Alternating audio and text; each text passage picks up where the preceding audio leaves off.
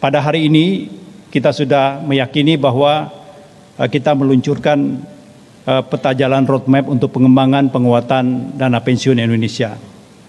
Oleh karena itu, upaya mendorong penguatan dan pengembangan industri dana pensiun menjadi hal yang mutlak untuk memitigasi potensi risiko tersebut, karena industri dana pensiun memiliki peranan penting dan strategis pada tatanan perekonomian nasional. Dari perspektif masyarakat, industri ini menjadi sarana untuk consumption smoothing pada saat masyarakat tidak berada dalam usia produktif. Dan jika mengacu kepada istilah yang cukup familiar saat ini, yaitu sandwich generation, kami meyakini bahwa dana pensiun merupakan salah satu solusi finansial untuk memutus rantai sandwich generation. Dari perspektif yang lebih makro, industri dana pensiun berperan sebagai investor institusional yang dapat mendorong perekonomian nasional melalui penyediaan sumber pembiayaan jangka panjang. Bapak, Ibu, serta hadirin yang berbahagia, jika melihat sistem pensiun di Indonesia, saat ini Indonesia memiliki dua pilar utama, yaitu dana pensiun wajib dan dana pensiun sukarela. Pilar pertama terdiri dari program terkait jaminan hari tua dan jaminan pensiun baik untuk pekerja di private sectors, ASN, serta anggota TNI Polri, di mana untuk pilar pertama akan dikuatkan berdasarkan Undang-Undang P2SK dengan adanya program pensiun tambahan yang bersifat wajib. Pilar kedua adalah program pensiun sukarela yang diselenggarakan oleh Badan Hukum Dana Pensiun. Bapak, Ibu, hadirin sekalian, secara statistik OJK melakukan perubahan sudut pandang di mana sebelumnya dana pensiun wajib dimasukkan ke dalam kelompok perasuransian, yaitu asuransi sosial. Namun sejak Januari 2024, statistik tersebut diperbaharui sehingga masuk ke dalam kelompok dana pensiun. Hal tersebut bertujuan memberikan gambaran lebih utuh mengenai kondisi ekosistem pensiun di Indonesia saat ini. Secara agregat, total aset dana pensiun per akhir Mei 2024 sudah mencapai 1.439,71 triliun rupiah atau tumbuh 8,36% year on year, atau jika melihat compound annual growth rate pada periode 2020 sampai 2023 mencapai 9,95%.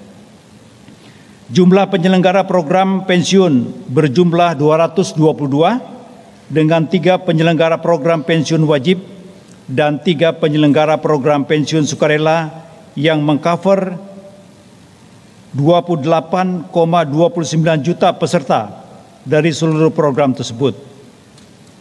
Secara replacement ratio dari hasil analisis dan kajian yang dilakukan, estimasi baru sekitar 15-20% dari take home pay, walaupun jika dibandingkan dengan basic income-nya sudah sekitar 60-65%. Ibu, Bapak, serta hadirin yang kami hormati, OJK melihat saat ini masih terdapat beberapa isu struktural yang menjadi tantangan bagi industri dana pensiun untuk dapat tumbuh dan berkembang secara optimal. Dari perspektif demand, salah satu tantangan utama yang dihadapi adalah tingkat literasi dan tingkat inklusi dana pensiun yang masih tergolong rendah. Apabila dikaitkan dengan struktur ketenagakerjaan Indonesia yang didominasi oleh tenaga kerja dari sektor informal, terdapat tantangan berupa akses dan spesifikasi program pensiun yang belum sepenuhnya kompatibel dengan karakteristik pekerja pada sektor informal. Dari perspektif supply, industri dana pensiun dihadapkan pada isu pada penyelenggaraan program pensiun itu sendiri, antara lain dari sisi infrastruktur dan kapabilitas dalam mengelola investasi, serta kemampuan pemenuhan pendanaan dana pensiun oleh pemberi kerja, khususnya pada program pensiun manfaat pasti. Selain itu, terdapat pula hal mendasar yang menjadi isu, yaitu terkait rendahnya replacement ratio. Umumnya, penghasilan dasar pensiun (PHDP) hanya menggunakan unsur basic income, sehingga replacement ratio pun menjadi sangat kecil di kisaran 15-20% dari take home pay. Sedangkan rekomendasi International Labour Organization diharapkan sebesar 40%. Selain itu, penilaian dari pihak eksternal seperti Global Pension Index 2023 yang diterbitkan oleh Mercer dan CFA Institute menilai bahwa sistem pensiun di Indonesia masih butuh pengembangan dan penguatan agar tetap sustain.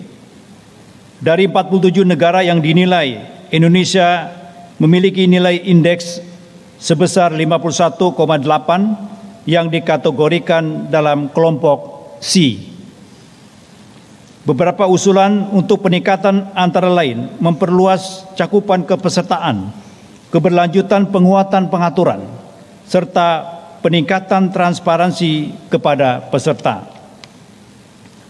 Bapak Ibu hadirin yang kami hormati, secara global setidaknya terdapat 3 isu pengembangan dana pensiun yang perlu mendapatkan perhatian kita bersama. Pertama adalah mengenai digitalisasi di sektor dana pensiun. Beberapa penelitian baik dari OECD maupun IOPS menunjukkan adanya pengembangan yang cukup masif terkait dengan pemanfaatan teknologi dalam menciptakan individual pension dashboards. Sebagai contoh, pada akhir Juni lalu, Hong Kong melalui Mandatory Provident Fund Scheme Authority MFFA meluncurkan platform yang disebut IMPF yang mengintegrasikan fungsi pengelolaan dana, pembayaran iuran, dan pemantauan oleh peserta. Kedua adalah mengenai program pensiun di sektor informal. Sebagaimana disebutkan sebelumnya, bahwa masih adanya tantangan struktural terhadap isu ini di Indonesia. Bahkan di global, isu ini mendapatkan perhatian khusus dan menjadi salah satu topik dalam OECD Global Forum di Zimbabwe pada akhir tahun 2023 yang lalu. Ketiga adalah pergeseran tren program pensiun manfaat pasti defined benefit menjadi program pensiun iuran pasti defined contribution. Pada forum terbaru di bulan Juni kemarin, IOPS menyampaikan bahwa akan dilakukan revisi atas IOPS Principles yang menjadi acuan OJK dalam melakukan proses pengawasan. Terdapat 3 usulan prinsipal baru, yaitu implementing the pension regulation, monitoring and adaptability, dan assessment and implementation process. Selain itu, terdapat 2 penyesuaian terhadap IOP principle yang sudah ada, yaitu objective and responsibilities dan transparency and communication.